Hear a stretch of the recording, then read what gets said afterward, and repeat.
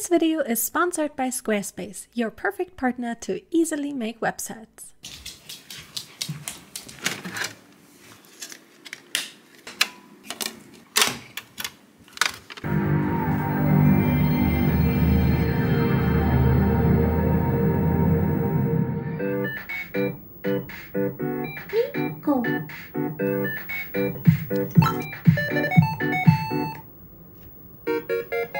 Hey there, it's me, Elisa, and you guys are probably wondering what in the hell is she gonna do in this video today and what exactly is a Miko? For Miko's story, we have to go back all the way to December last year.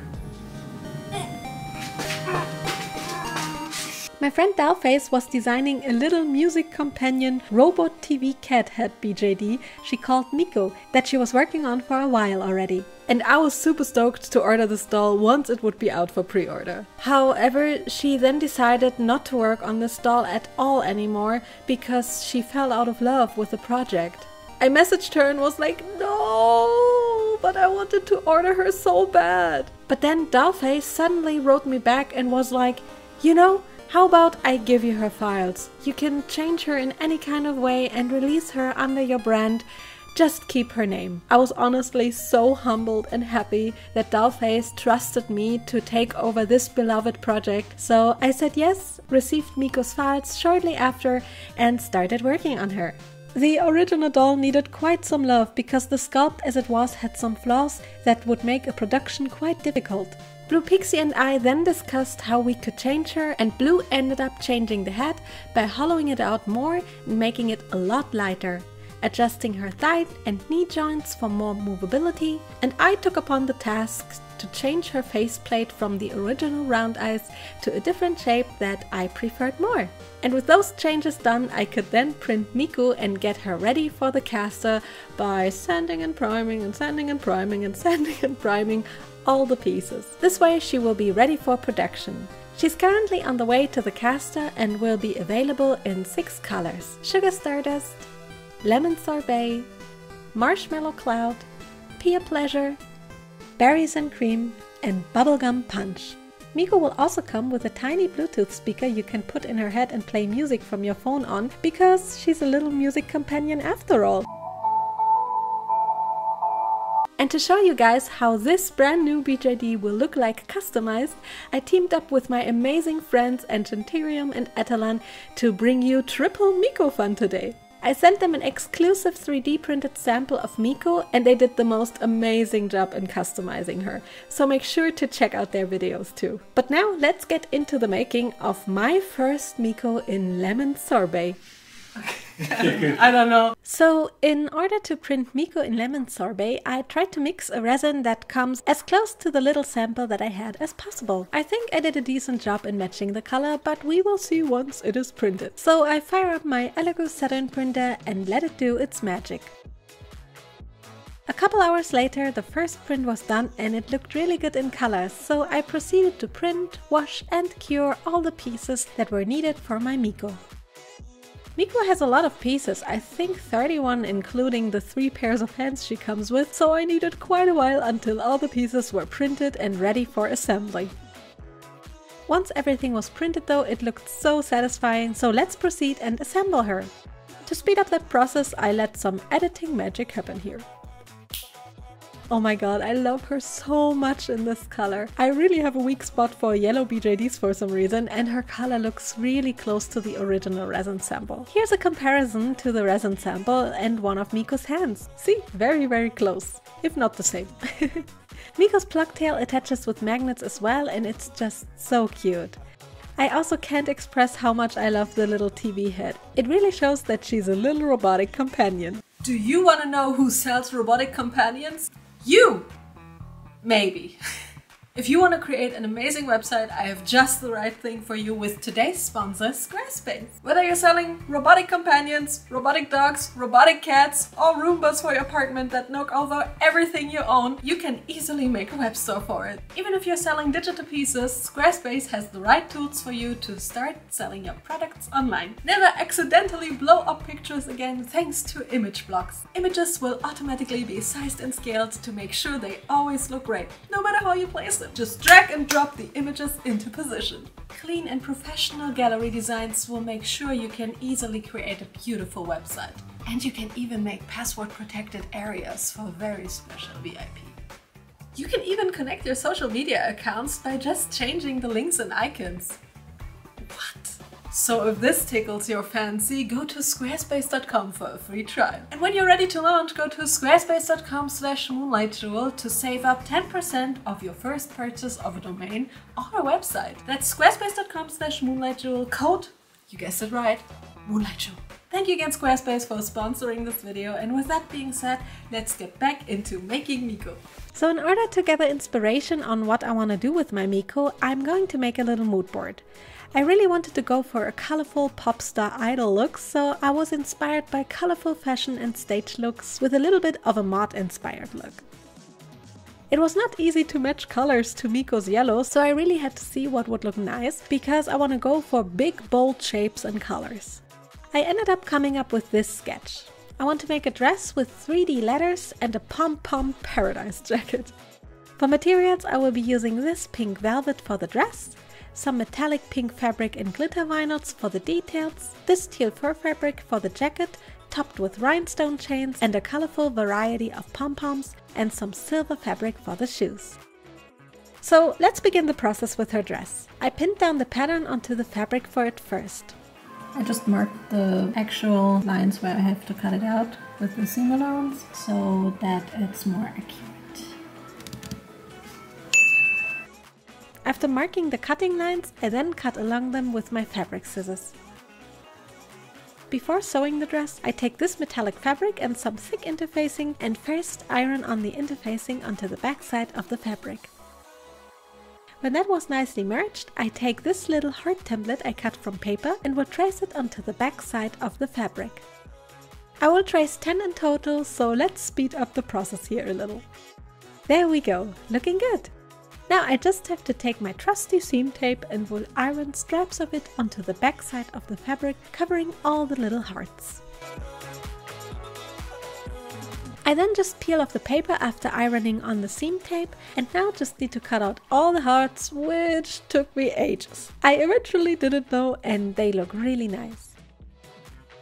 Now I can finally take my dress pattern and place the hearts onto my liking and carefully iron them on first from the front and then flipping the fabric piece and ironing it from the back too.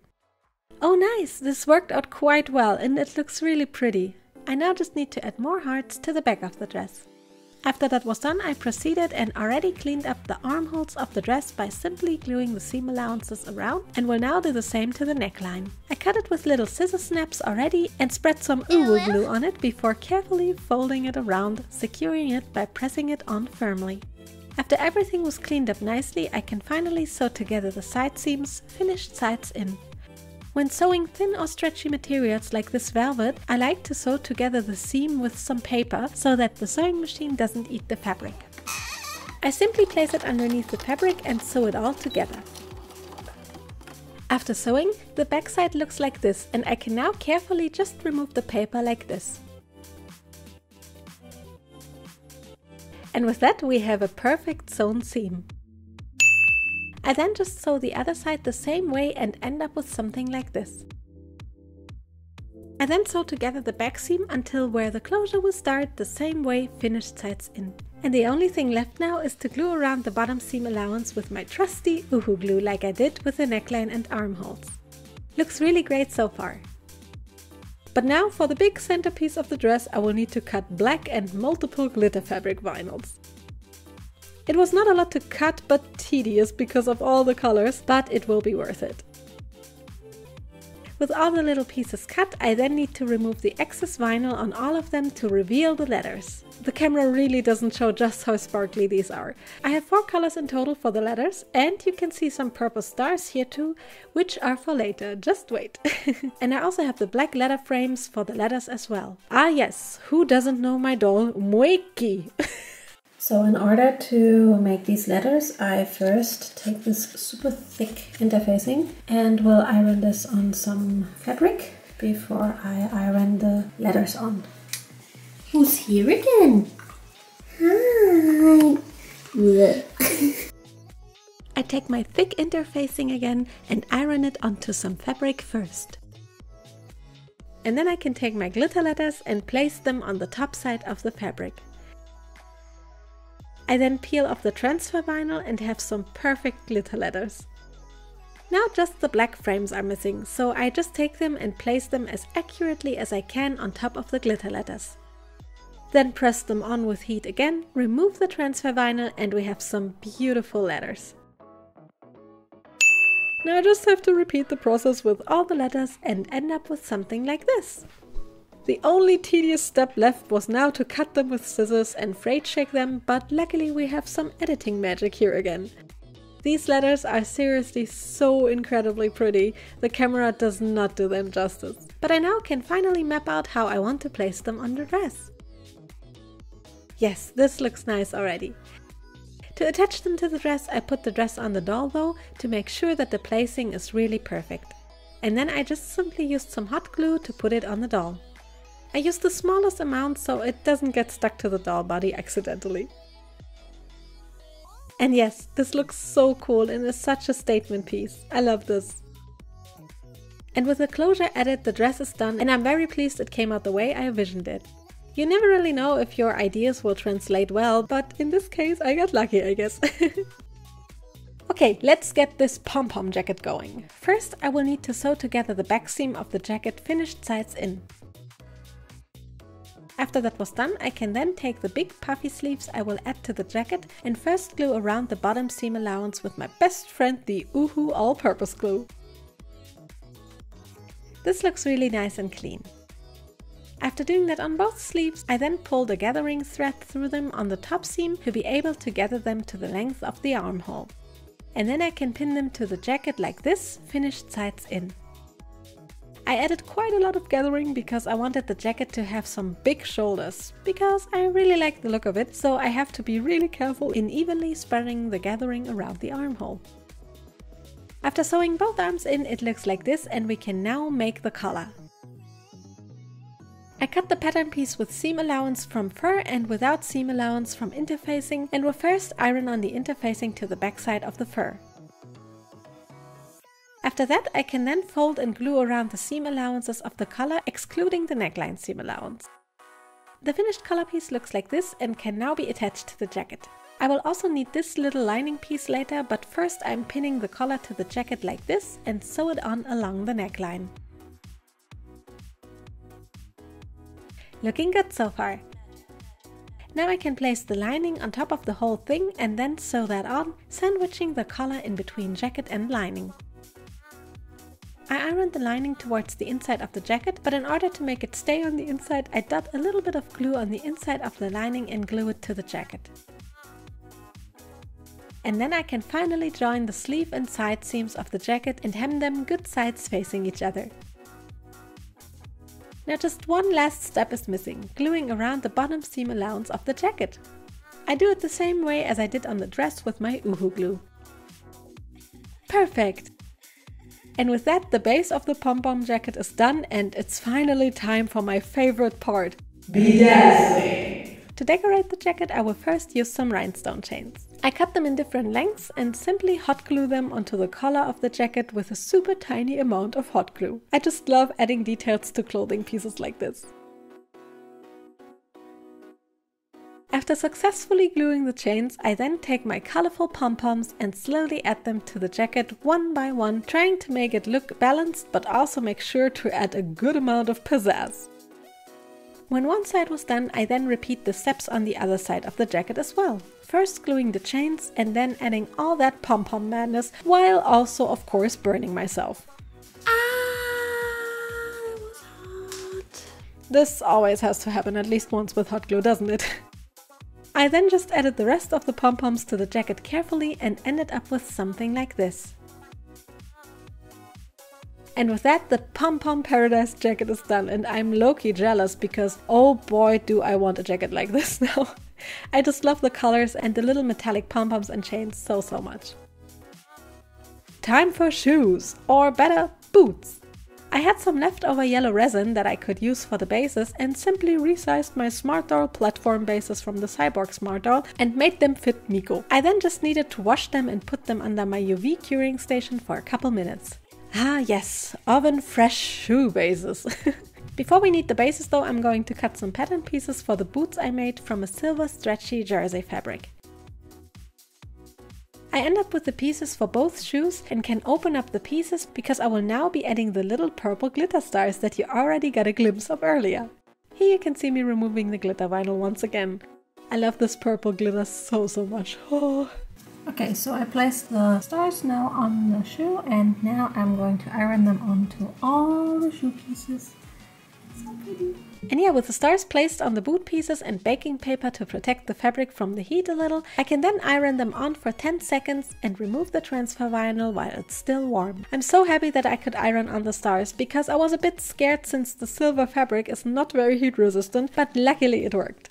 I can then finally sew the boots by placing the pieces together finished sides in on top of each other and first pinning and sewing the front seam. After sewing I cut away the seam allowance and can then glue around the top seam of it for a nice clean finish on the top part of the boot.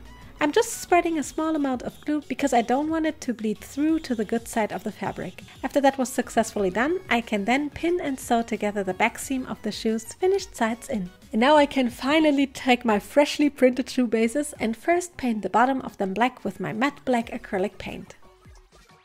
And when they were dry, I then take the fabric bases I sewed, put them onto the doll leg, place the shoe base on the foot and spread glue all over the base before pulling down the fabric base for the boot and gluing it in place, making sure the boots look as if they were made from one piece. This step is always a bit finicky, but luckily the Uhu glue gives you a little bit of time to work with and pull everything in place. I then just need to cut away the excess of the bottom and we have some super cool silver boots. I love these so much, and thanks to the elasticity of the fabric I don't need any closure, they will just slide onto the doll leg. Perfect! While making this doll, my friend Melissa came up with the idea of giving her a handbag that looks like a remote control, and I absolutely loved the idea. So I will use this old needle case that I found as a base. I first use my pink spray paint and cover both pieces of the case with it. I make sure not to spray too thick and just the right amount of paint on it. When the pieces were fully cured, I then take the top part of the case and will be using this glitter vinyl to cover it. To attach it to the plastic, I will use a big sheet of double-faced tape. We'll stick it to the vinyl piece first, then peel off the second vinyl sheet and carefully place it on top of the plastic case. I rub it on firmly with my fingers and then carefully cut off all the excess vinyl with my scissors. That looks so great! To cover the sides of the bag, I use this pink silver ribbon and will glue it all the way around along the side of the bag, giving it a nice and finished look. I will also be doing the same thing to the back piece of the bag. This is slowly looking like a real little handbag. To join both pieces together, I now will take a pink satin ribbon piece and will glue it along the bottom seam of the bag so it will be open and closable. Is that a word? A short test to see if it works. Yep, looks good. To hold the front part of the bag in place when opening it though, I will be gluing two little pink satin ribbon pieces to the inside of the bag like this, preventing it from opening too much. And then it is time to make some little loops with metal rings for the handle later on by simply gluing some satin ribbon and then attaching them to the bag with some Uhu glue. I'm also measuring the position to be super accurate. Okay, finally time to make the bag look like a remote control. For that I cut out some shapes from sticky vinyl with a Cricut and will add all of them to the front of the bag now. A little button on the right in yellow, an on and off button, a decorative stripe on the bottom, and a silver panel for the buttons that turned out to be an actual mirror.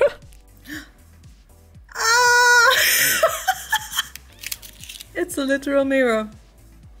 I then just needed to place the little heart-shaped buttons on the silver panel and remove all the little transfer vinyl pieces. I absolutely love how that looks. The last thing missing is the handle, and I'm going to be using this silver chain for it and just thread it through the little rings on the side of the bag. And yeah, we just made the cutest little handbag, I think, and it fits Miko so well. I almost wish you could actually turn on the speaker with the remote control back. Okay, a real music star should have a really cool instrument, right? So how about a keytar? I absolutely love those and I wish I had one myself, so I printed a free model I found online in some leftover resin and spray painted white first to give it a good base coat for a paint job. After it was fully dry, I could then just take my pink Posca and paint the whole thing bright pink, because honestly, a pink keytar is even better than just a keytar. In between, I spread the paint a bit with a brush. And since we're doing magic here, let's finish the pink paint job with a finger snap.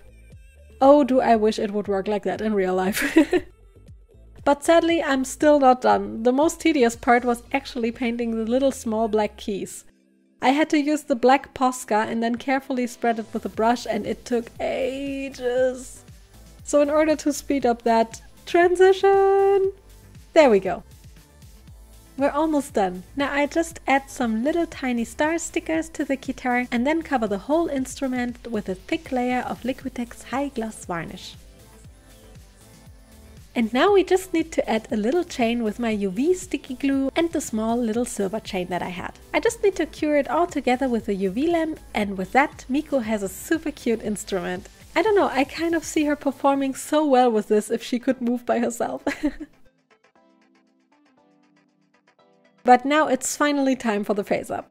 It's so crazy to be finally painting this doll, wow! I first want to give the TV part of the head another color and chose a cute bubblegum baby pink because it looks so well with the lemon yellow.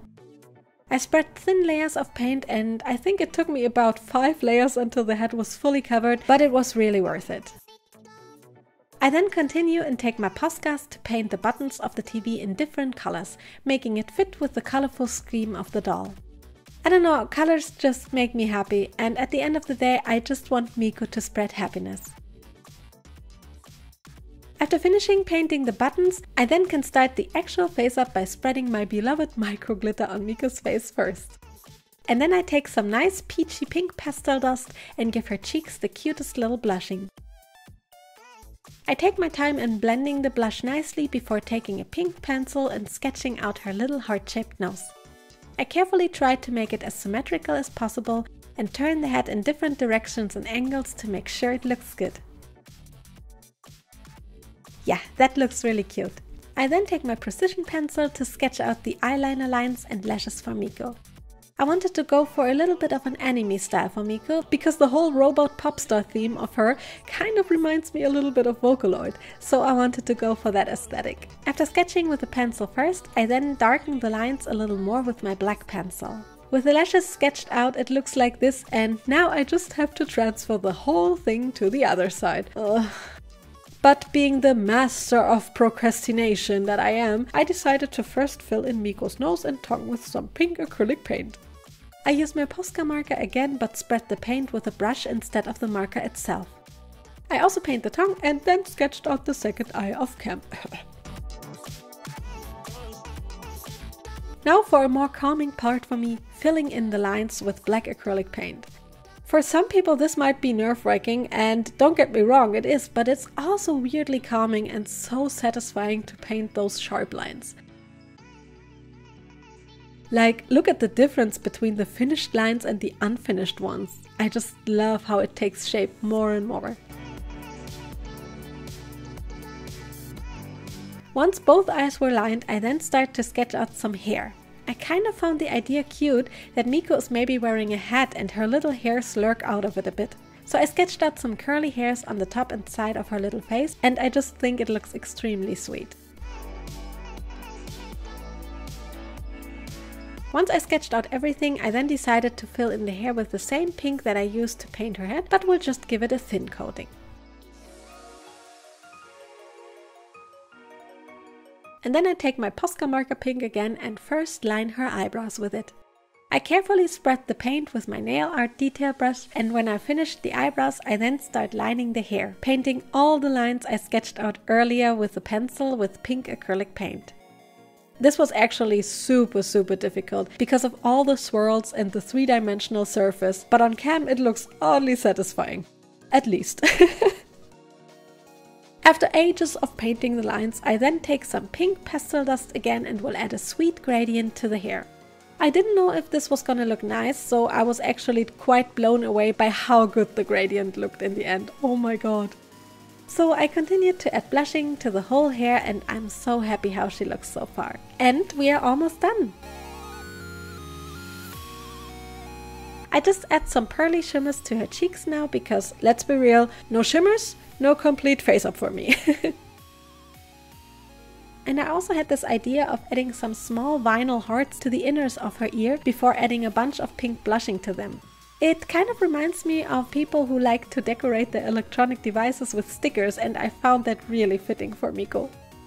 I then also add another heart to the bottom of her head and a little iridescent star to the opposite upper corner.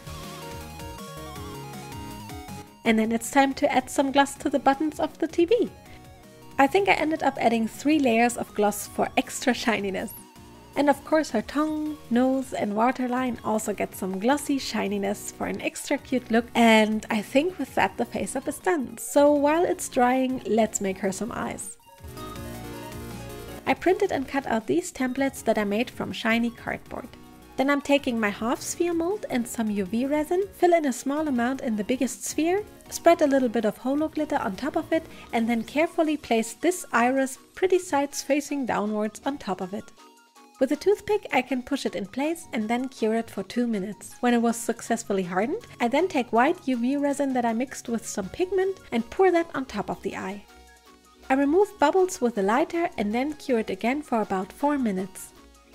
After that I can demold it and it looks beautiful. So let's make the second eye the same way and boom! Here they both are. Time to insert them into Miko's face. I'm so curious how it will look. Okay, I am honestly a little speechless right now. She is really coming to life. Wow. Aww. There are just a few more things left now. I decided to make her heart-shaped knees pop a little more by painting the hearts baby pink as well. And of course her tail needed some color too, so I painted it pink and silver.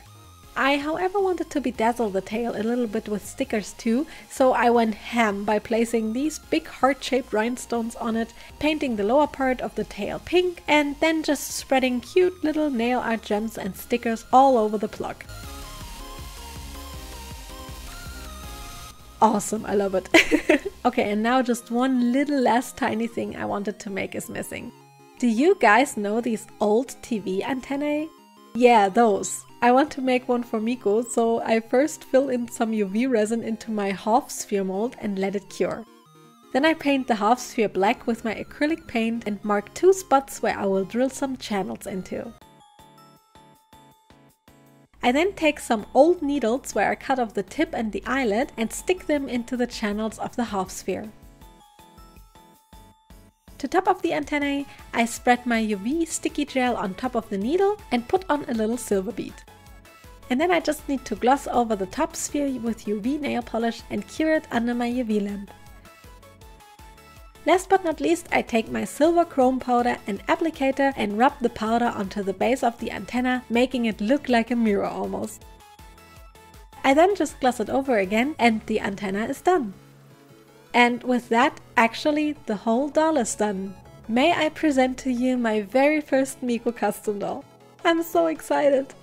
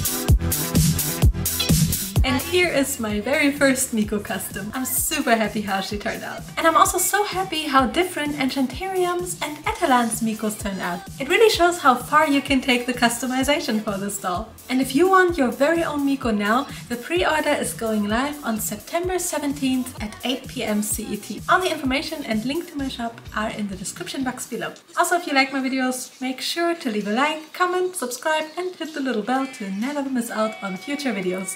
Thank you again also to all my patrons who support me over on Patreon. You are true chats. Thank you guys so much for watching. See you in the next video and have a beautiful melodic day. Bye! Say bye. Miko.